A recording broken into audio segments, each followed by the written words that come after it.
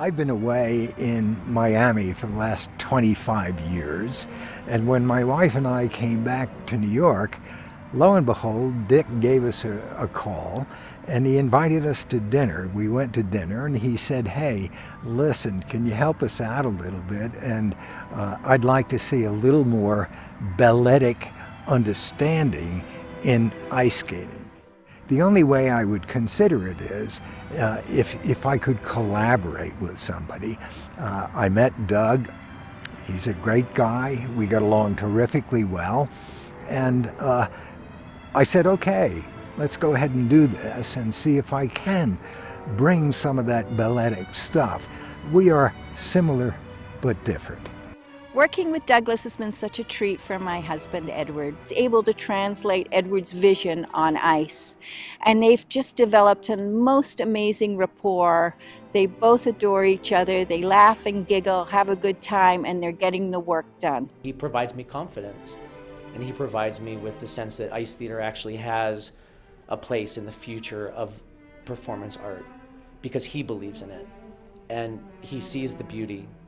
And if somebody like Edward Villella sees the beauty in something, you're going to think that other people will as well, you know, because he's seen beauty all of his life. And also working with somebody who is so well respected, there is this incredible symbiotic flow of energy between the skaters and Edward. They're so appreciative of his wisdom, and he's so appreciative of their eagerness and their desire to grow and to learn. Again, like me, it's sort of the skaters are taking away this invaluable experience, is detail, and it's attention to the craft, and it's attention to the moment, and it's attention to the why. Edward is always speaking about the why. Why, if I'm going to give you my hand, why is this hand coming here? And if I'm going to move my head here, why am I going here? And where is the focus? And I think that ultimately as a choreographer or as a director of anything, you're looking for what exactly is the focus of what I'm doing. And if I don't understand the focus, then the audience certainly will never understand. It is interesting to watch Edward work with the skaters because that isn't his medium. But he's seen the movement, and he sees how wonderfully his movement is suited to the skating movement because they're very dynamic on stage in a static way. They have to work to push, and we have to work a little less hard to push. So I think he sees lots of potential in this, and I feel standing next to him and listening to his comments that this is not a one-time deal, that he would like to do more of this work. He's fascinated by the movement. Just the idea of a skater to offer a hand, to look in the eyes of another skater and say, will you skate with me? And that other skater says, yes, I will. And then it begins. So I thought, gee, it might be fun to get some very, very balletic music that one could glide to on the ice and sort of bring in a thematic aspect, a balletic theme into this idea. And I decided I would take the theme of poet seeking the muse, man seeking ideal, man seeking the unattainable, so that it wasn't a literal story, but we had a dramatic theme in it all. And that gave me a great comfort. And as we've been working with these wonderful skaters out here who are so willing, they are seeking as well, seeking for that next step in ice. And for me to add any of that to these skaters, but maybe in general to an approach to ice dancing, and for the theatrical possibilities that are available in ice skating. Well, the commonalities, of course, are the physical ideas. We are physical human beings, and we are seeking our physical potentials within our disciplines. The difference, of course, is we wear ballet slippers, we wear point shoes. These guys are in boots and blades. And, of course, that's a huge mystery to me. The idea of trying to make a conversation between the two disciplines and to seek the commonalities that are available, I think is a wonder. It's a wonderful thing for me. This again, this idea of structure, line, form, musicality, we can find common ground, and I think that's what we've been able to achieve. The work is accessible, and it's thoughtful, and it's emotional, and it's articulate, and it's dance, and you know, how do you define choreography? How do you define dance? You know, I can sense that you could look outside and watch somebody walking down the street and say, this is choreography. They're choreographing their own experience. You know, so how do you define choreography in skating?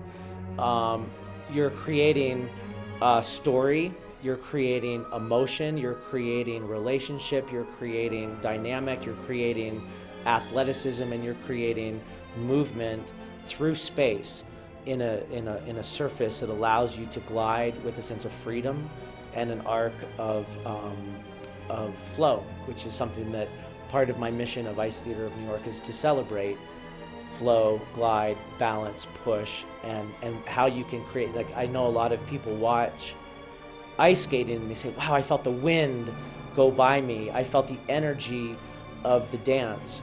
And that's an experience you're providing for people, because it's not a normal experience for somebody to feel the cold brush of air come across your face, and then also experiencing a painting kind of unfolding in front of you, and a journey through that painting.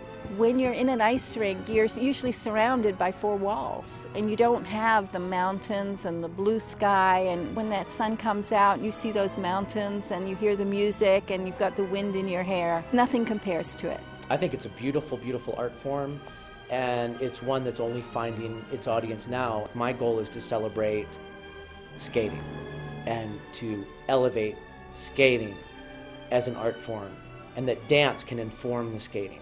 When I was thinking about this, I thought it couldn't just be movement. I mean, that's where we all start.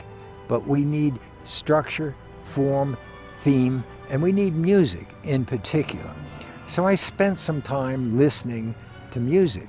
And as I was listening to music, I had to sense, feel, and hear the potential of gliding, of moving, of working outwards, not inwards. And yet, by the same token, we need some kind of internal understanding that we can provide to our audience. Again, it doesn't have to be a story, but it can be thematic. So what I thought I would approach would be a balletic thematic idea. So I chose ballet music that a genius, the guy who probably the single greatest choreographer in the history of dance, my boss for 20-odd years was George Balanchine, a genius upon geniuses. This was this piece of music, a Tchaikovsky piece of music called Elegy, he had used and made a beautiful, beautiful ballet from. He also used this common theme throughout art, is that man is seeking the muse. Picasso is seeking his model so that he could paint. The poet is looking for that incredible individual who can inspire the words to pour out of him. Man seeking ideal, man seeking the unattainable. And that I thought for an ice audience would be accessible. We're not trying to reinvent ice skating. We're trying to reinvent the idea of what ice skating can be in an ensemble way, in a way that you're working, that can provide something for the audience that is emotional and joyful and entertaining. Ultimately, you know, I think that's, no matter what, you want to have art and you want to have entertainment, and you need to find the proper balance of the two and how they come together so that an audience feels like they have been appreciated in the process, and you know, that they're actually seeing something that is something that they can involve themselves in and not feel alienated from. And of course, what we are seeking to do is make the difficult look easy. They are not worried about showing an audience the ease, when underneath it is incredibly complicated and difficult. We are ice skaters and we've grown up skating, and it's a beautiful thing to share to the world.